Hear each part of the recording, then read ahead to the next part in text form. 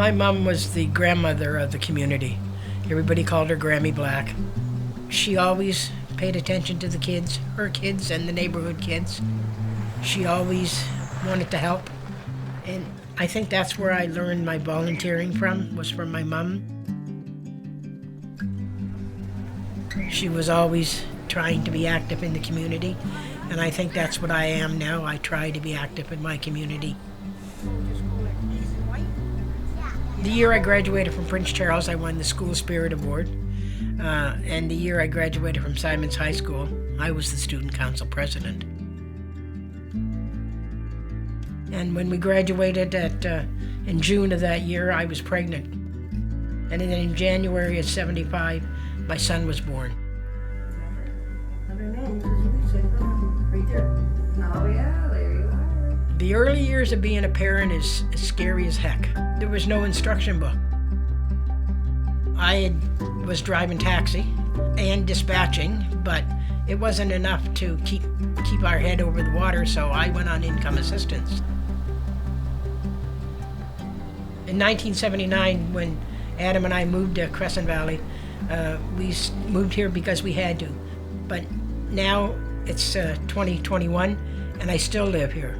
I live here all those years, first because I moved in because I had to, and I live here now because I choose to.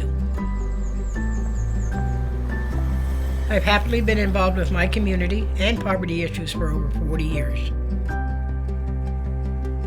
I don't like people having inadequate housing. I don't like people feeling bad about themselves. You know, when you feel good about yourself, you can help yourself and your family and your community. In 2008, I took a course called Power Up, and it was a class for women, only women instructors, and it was to learn about yourself, how you could better help yourself, and if you helped yourself, how you could then spread it to your family and then to your community.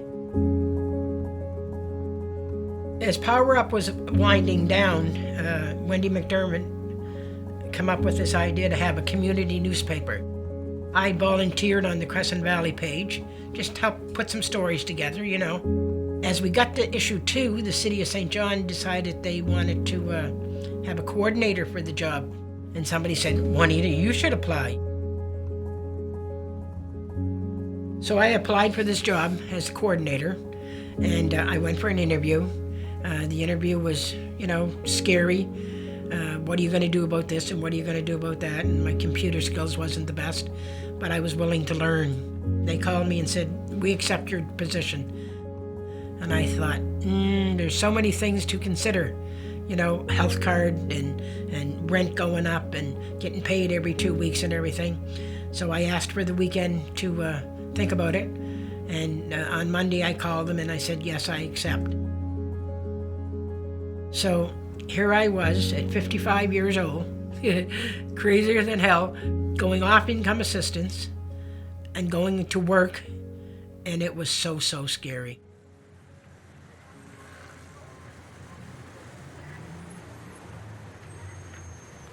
I had the pleasure of getting to know Juanita Black because we were both board members of ESIC, which was the Economic, Social, and Inclusion Corporation. And I happened to be chairman of it at the time, and I was driving to Fredericton regularly. It was more convenient for us to go together. We had a great time together, and we developed a very healthy respect for each other during these times. Twice a month, I would go with Derek Olin. Mr. Olin would come to the door and pick me up. Good morning, Juanita, and get in the car and off to Fredericton we'd go. You'd have the biggest corporate sponsors here and, little old Juanita over here in this corner. And I thought, these guys, they wear stiff collars and shirts and cufflinks and they don't worry about where the next dollar's coming from. I do. And I needed them to know my experience as a single parent, with a health card that only lasted 1 year when I rejoined the workforce, and they needed to know what other people around the province thought. It was scary as heck, but I learned that it did make a difference. I guess what Juanita provided at the meetings was reality. You always knew exactly where she stood and why. She just said it as it was. She would take no prisoners. She would say that this is what we think or I think should happen, and you had to respect that. Oh, Juanita is a force to be reckoned with. She's very caring. She's a compassionate woman. She's passionate, and she's honest. But at the end of the day, she's able to say, this is what it's like for me. I think one of the things I'm most proud of is changing the rules for the health card. When you leave income assistance, you're only allowed to keep your health card for 1 year.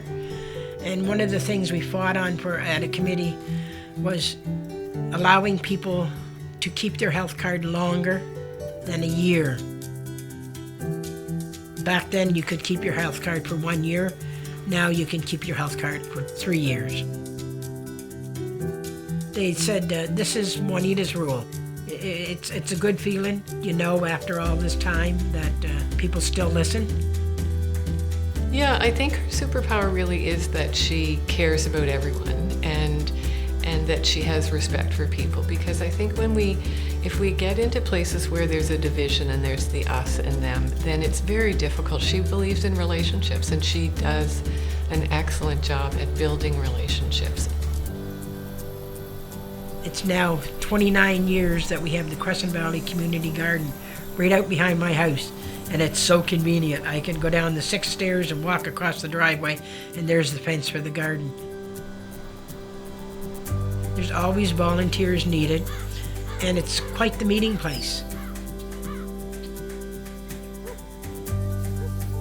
We can't do it without our community, and we can't do it without the support of our partners.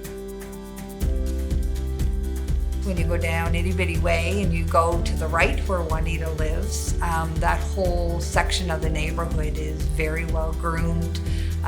Juanita is always the first person to have her hanging basket out, in the spring, and I find other people will do that. She grows the best hostas in town. And I believe a lot of her leadership is by action.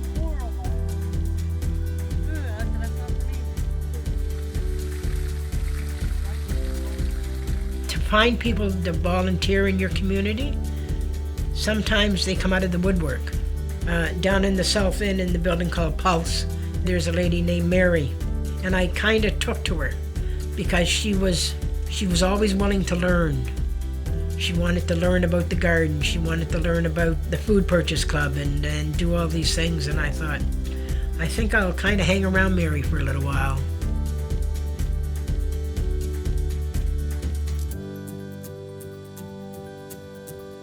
ESIC was really scary to me. I didn't think I could do it, and Juanita was like, oh no, you can do it and you're going to do it. She sees things in yourself that you don't see yet. The knowledge Juanita has amazes me. She has all these awards and experiences, but she's not one to say, hey, look what I've done.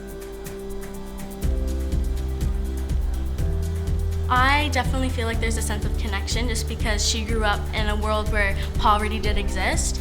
And like myself, I did grow up in a background where, there was definitely financial struggles, especially with the passing of my father and my mom being a single mom.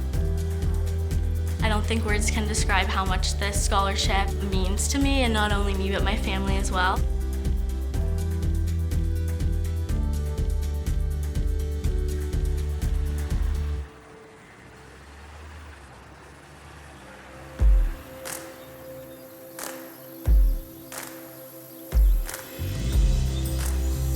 The communities are so much better off now than they were 20 years ago.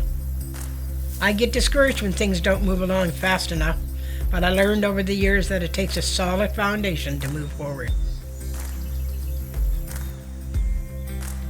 I just look at Juanita with awe, actually, because she motivates me.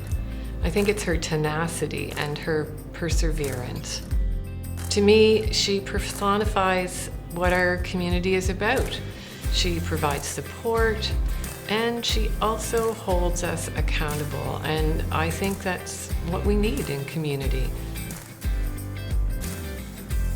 I think Juanita Black shows people that they can do it. They can change their lives if they want to. And I think by Juanita being vulnerable, people see that and they feel, that if she can do it, I can do it too. I would say if Juanita can do it, you can do it as well. But Juanita would also say, take someone along for the ride with you. Don't do it alone.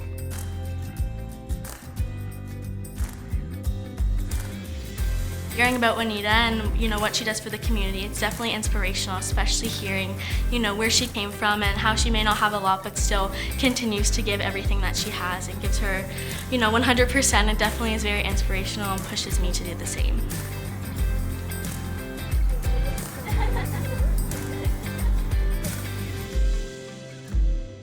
It's admiration for her making the best of what she could and did with her life, and the fact that she wants to pass on this message to other people that if you want it, you better work for it, and don't be shy about asking the right questions and the wrong questions.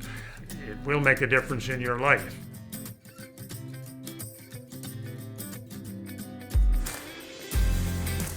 Sometimes you think, oh, what can I do? But there's always something you can do. You can donate your time. You don't have to donate money. You can volunteer. You can write a letter. You can join a committee. You can mentor somebody else, or you can be at a meeting. Don't ever think that you can't help, because you can. The important thing is to give back. You can always give back. Always.